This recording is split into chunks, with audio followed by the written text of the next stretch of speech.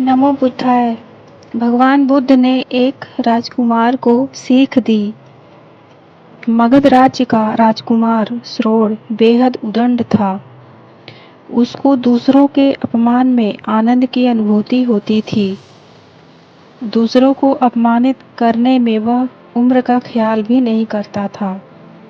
जब माता पिता उसकी हरकतों से बहुत परेशान हो गए तो उन्होंने अपने महल में भगवान बुद्ध को आमंत्रित किया। बुद्ध जब महल में आए तो उन्होंने राजकुमार के विषय में सभी बातें सुनी।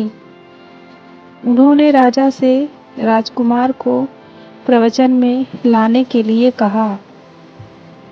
श्रोण अपने पिता के साथ आया और प्रवचन की समाप्ति पर वह बुद्ध के चरणों में लेट गया।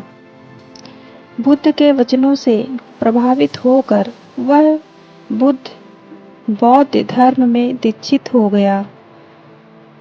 उसका जीवन पूर्णतः बदल गया।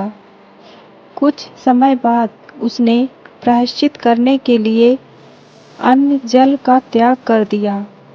उसके इस कठोर प्रण के विषय में जब भगवान बुद्ध को ज्ञात हुआ तो वे उसे देखने आए। उन्होंने स्नेहपूर्वक उसके मस्तक पर हाथ रखा और बोले, श्रोण, अन्न जल के त्याग के चलते तुम्हारा स्वास्थ्य गिरता जा रहा है। तुम संगीत के जानकार हो, अतः उससे जुड़े मेरे एक प्रश्न का उत्तर दो। क्या वीणा के तार ढीले करने पर उससे स्वर लहरी फूटती है? श्रोण ने जवाब दिया, नहीं। भगवान बुद्ध ने पुनः प्रश्न किया, तब तो तारों को खूब कसना पड़ता होगा। श्रोण बोला, नहीं, अधिक कसने से तार टूट सकते हैं।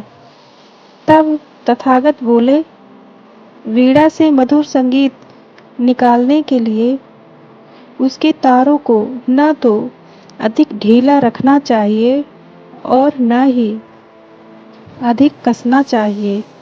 इसी प्रकार हमारा जीवन भी एक वीणा की ही तरह है, जिसे भली भांति चलाने के लिए सभी वस्तुओं का पूर्ण त्याग उचित नहीं है। श्रोण ने कठोर प्रतिज्ञा से मुक्ति ले ली और सहज जीवन जीने लगा।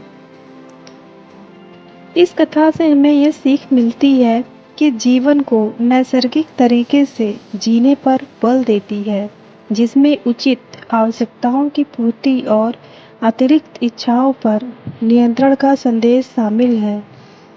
यह जीवन को आवश्यकता पूर्ति और संयम के सहयोग से संचालित किया जाए तो परम शांति प्रदायक होता है। दोस्तों, ये गौतम बुद्ध की स्टोरी आपको अच्छी लगी हो तो प्लीज़ चैनल को सब्सक्राइब कीजिए, लाइक शेयर कमेंट भी कीजिए। धन्यवाद।